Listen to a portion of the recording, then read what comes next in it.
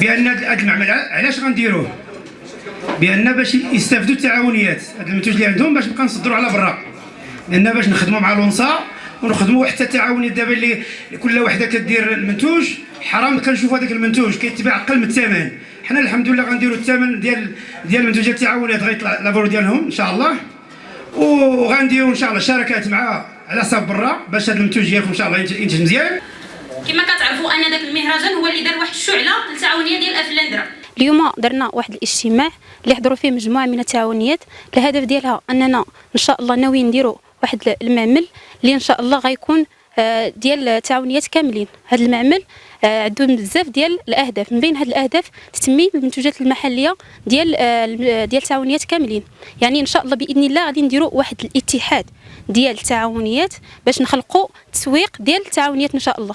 يعني غنديروا واحد الكوري ديال الدمان اللي فيه 1000 متر مربع، وغادي نديروا يعني معمل حرفي. يعني راه خدينا حنا واحد الهكتار فيه الكوري ديال الدمان 1000 متر مربع، ومعمل حرفي ديال متر مربع اللي غيخدموا فيه العيالات. قاعه غتكون خاصه تكوين فيها 200 متر مربع، وقاعه طبيه وحده غتكون للبهائم اللي غنديروا الدمان، وحده ديال المستخدمين ديال التعاونيه.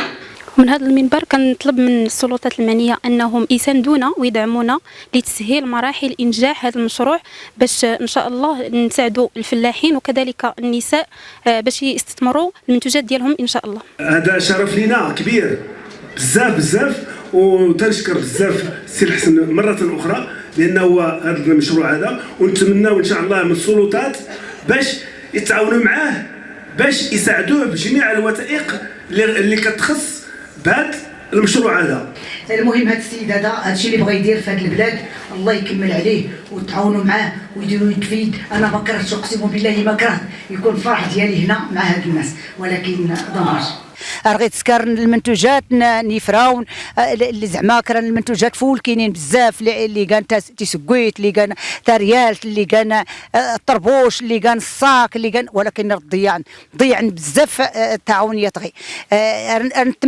نتمنى السلطات اللي الناس المسؤولين باش ادعون التعاونيات باش تعاون ميدنات هذا سن غي تسكرت ان شاء الله يا اللوزين اللي رباه راي يسمى تمازيرت راه قيس كل الشركه فلاندرا ولا النواحي ولا ضرعه فيلال كلشي راه قيس استفد ان شاء الله يحيت يسكر لوزينات اشكو تبارك الله هاتيني لا درسنا تيني لا درسنا المنتوجات الطبيعيه لا درسنا المنتوجات المحليه درسنا بزاف د الحوايج، ولكن ضياعا ولا تشاركنا مساكن حماس المعارض ودرسنا ما درسنا يسكر التسويق مثلا صبرا يخصا ما ديسن بيد باش تسكر اللونصه بزاف د الحوايج غادي خصان. نتمنى اللوزين هذا يكمل ان شاء الله بخير وعلى خير.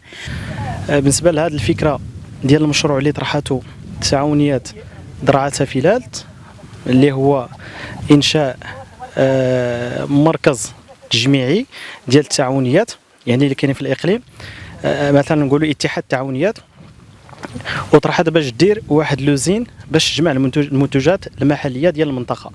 اي تعاونيه فيما كانت في اكديز في زاكوره فيما كانت ورزازات، حتى المدن اللي بعيده مثلا بحال تارودان بحال تيزنيت راهم حاضرين معنا الجمعيات.